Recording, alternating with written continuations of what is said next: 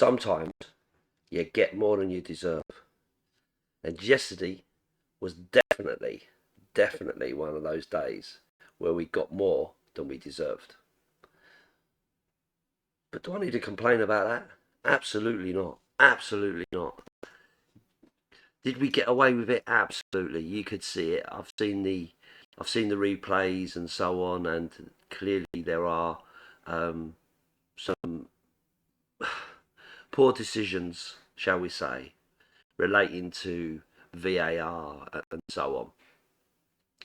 But we come away, we come away better off out of those decisions.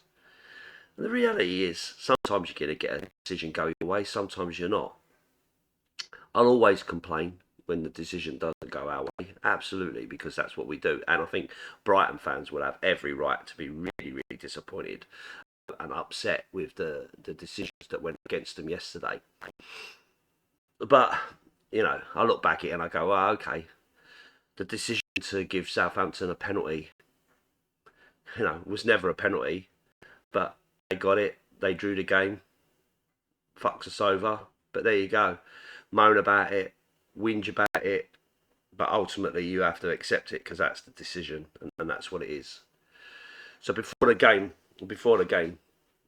in my head, I was thinking, we're going to lose this game. It's got 2-1 Brighton all over it, and I did say that. I'm not one for going against my team. You always want to be positive about your team, but given how it's over the last few weeks, you just don't know who's going to turn up and what kind of performance you're going to put in, and so I just felt like we're not going to get anything out of that. And to be honest with you, I'm all right with that. I was all right with it. As strange as that might sound, I was all right with it because in my head, we've got nothing to play for. There's nothing to play for, and I know the top four's still on and all the rest of it. But quite honestly, I'm almost at that point where going for top four is, in my head, in my view, is ruined the season. And because it's ruined the season, I'm over it. I get it that it's still important to get as high as you can, and top four will give us Champions League and all that kind of stuff. But I don't know. It's just I'm just bored with that same old narrative. So for me, going to the game yesterday was not just about the 90 minutes. It was about getting up at 7 o'clock in the morning, getting a lift with my mate Neil up to a random pub to park up, get picked up by a minibus for a sort of 3.5, 4 hour journey up the motorway, to have a breakfast surrounded by good friends, chatting rubbish, moaning and talking tactics and stuff like that with Lloyd and with Matt and Tony and those guys, meeting up with other friends like Sweary Alex and the General Gammon, and having a few beers and a few laughs, listening to music in LTs, meeting up with some faces in there and that kind of stuff, watching everybody drinking large amounts of Jaeger bombs, which I abstain from. I never drink those Jaeger bombs, but a lot of them do like them. And I wandered down the high road. I did see a little bit of dissent, a bit of protesting going on. There was a few people with some banners and stuff, and that's a whole different story. It's a whole different story. I respect their opinion and I respect their right to protest and stuff, but still feel like it's not gathering the momentum that they would really want. And I guess there's reasons for that. We'll probably talk about that all day long. I could probably do a video that went on for hours talking about that stuff. But okay, yeah, I get into the ground. I've got a good seat next to some good people.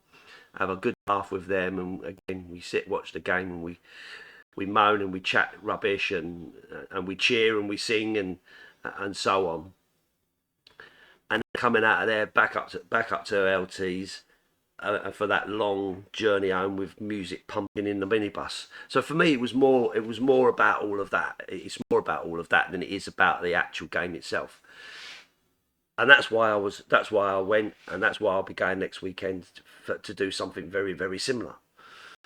In terms of the game itself, it was a bit of a fiery affair, and again, Tottenham didn't play well. We didn't well at all. I mean, Son's goal was fantastic. Absolutely, what a way to hit 100 goals in the Premier League. First Asian player to do that, and he took it in style. He really took it in style, and that's why he still gets to play, even though he's having a really poor season by his standards. That's why he still gets to play, because he can pull a bit of magic like that and put it, bend it over. The keeper's got no chance, absolutely no chance. And they showed it onto his right foot, and he was never gonna. He was always going to have a go from there. And when he gets it right, he gets it right, and he is a fantastic player. You can't knock him. I love him to bits. It's just that he's had such a poor season, and it would be great to see back to himself, and how he can kind of get that regular form back. And that was great, and it was great to see that. And then, not long after that, Brighton get a corner, and it's probably the easiest header that Dunk's ever going to get. The ball was floated over to the back post, and he just ghosted in, headed it straight in the back of the net for a great goal. And to be fair, Brighton deserved it. They deserved to be back in the game, because we weren't doing enough. We weren't doing enough at all. Um, yeah, so at that point I was like, yeah, here we go. My two ones, my two ones coming true. Um, and then they had the a terrible, again, this passing out around the back. Someone quoted on a video I did before. It was a really good. It was really good. The triangle of suicide. He said, and I thought that is so. He's just so true, because you literally feel like we are trying to kill ourselves by passing it around. The guys, and passing it back to Hugo, who I have no idea how he thinks he can kick a ball, because he just never kicks it. He never kicks it to a Tottenham player. It's always over their head, out of play, or to the opposition player. Um, and then we get it, and they score 2-1, and I was like, there you go, 2-1. I told you, and I turned to the bloke next to me. I told you, 2-1. We're gonna lose 2-1, and they deserved it. That's really shit play from us, and saved by VAR, So, and not for the first time, obviously. So I couldn't believe it. I thought, oh, here we go. That's giving us a wake up call. But it never really. The game really didn't kick on. It wasn't a great game. And in patches, I thought that Brighton looked bright and looked good. Their fans were really good as well. You could hear them at the other end of the stadium. They were really singing and that, and jumping about and everything, which was really good to see. I they got a good support. Um, yeah, so I'm watching the game, and of course, when Harry Kane gets the opportunity like that passed out to him, what again? Another great goal. Another great goal. Harry Kane doing what Harry Kane does, and that's brilliant to see. And you get the 2-1, and then you're basically hanging on for the next sort of 20 minutes or 15 minutes, whatever. And we're just sitting there waiting and waiting and waiting, and you could feel the tension in the ground, of people waiting for the inevitable.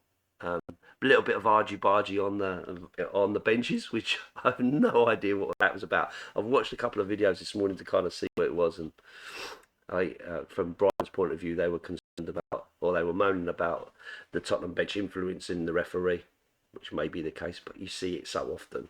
But there's obviously some argy bargy there in the beginning, and it's all well and good Stellini going, "Oh, well, Italian people, it looks aggressive when we're pointing at each other, but it's not. It's just Italians." And that's a really poor Italian accent. Sorry. Um,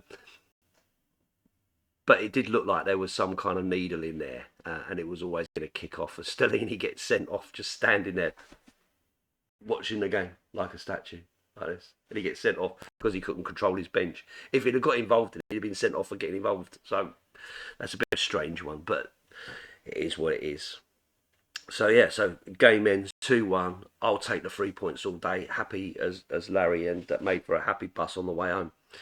there was, you can't ignore some of the chanting in the ground. I was kind of thinking before the game that if we start to, it could get quite toxic in the ground, and it did, but it didn't. It didn't get really toxic. There was kind of like an acceptance, a resignation of what's going on, and but there was audible chanting, and I've tried to catch it, um, of "We won't leave you out, we won't leave you out." There was a bit of that going on, and there was always also some chanting about Maurizio Pochettino, his magic, and all that sort of stuff going on.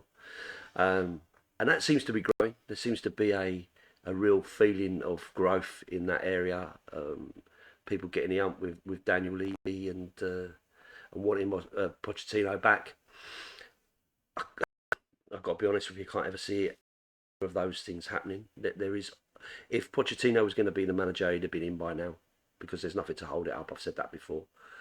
And Daniel Levy is definitely not going to get out of our club. Definitely not. There's too much money in it.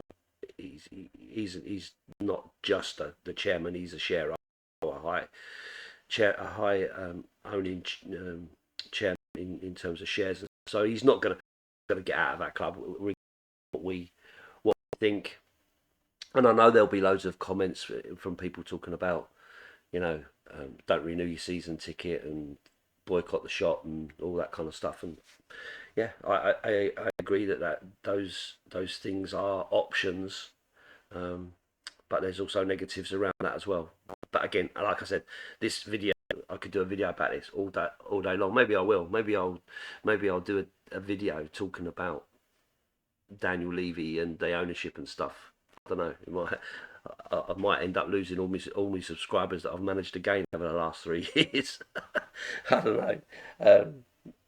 But yeah, so yeah, you can't ignore it. There was an awful lot of that chanting. It was getting louder and louder. And I think I saw a video from someone from a different part of the ground looking at the south stand, and you really, when you're in it, you don't necessarily hear it as loud, but from the distance, it did sound an awful lot more. When I was sitting in it, I could hear it around me and behind me, and so on. So it is growing. That must be a little bit uncomfortable, especially if we'd have lost. I think that would have got even worse. And when you see all the videos of Chelsea get battered and they're all banging on the thing and all that, same when it was West Ham, and we've seen it with Arsenal at one point, not this season unfortunately, but I if it carries on this way, I can really see them sort of videos occurring in the concourses after the game for Levy out and stuff. I can really see that growing. So it's interesting. In the ground, there was a lot of that chanting. Outside, there was not so much in terms of the protesting. So maybe people are conscious of wanting to get together with their own people and make it sound where he can't ignore it, as opposed to outside a ground where he can kind of just cross his little bridge into his executive box and not have to take any notice of the minions outside. But we'll see. But yeah, so overall round up, not a great game, not a great performance by Tottenham. We didn't get overrun by a really good Brighton side that played decent football, and probably deserved more out of that game than they got. But from a Tottenham point of view, we're going to take that. We're going to take that all day long, because that's what we need. We need those 3 points. We need the win, and it keeps us in with a chance of keeping in touch with the top four, even though we're a game more. So it's going to be difficult, but that's our own fault for the performances we've put in. And so if these players think that they deserve more, they need to do more, because we as fans definitely deserve more. So anyway, I'll leave it there, and I'll leave you with the ultimate words of up the Spurs. See you next time. Don't forget, subscribe, thumbs up, comment, all that kind of stuff, all that kind of good stuff. Hate this bit. It's really cringy to do. I have to do it, but it does seem to work. So thanks very much for all those that have subbed, and if you haven't, please do it now. Cheers. Up the Spurs.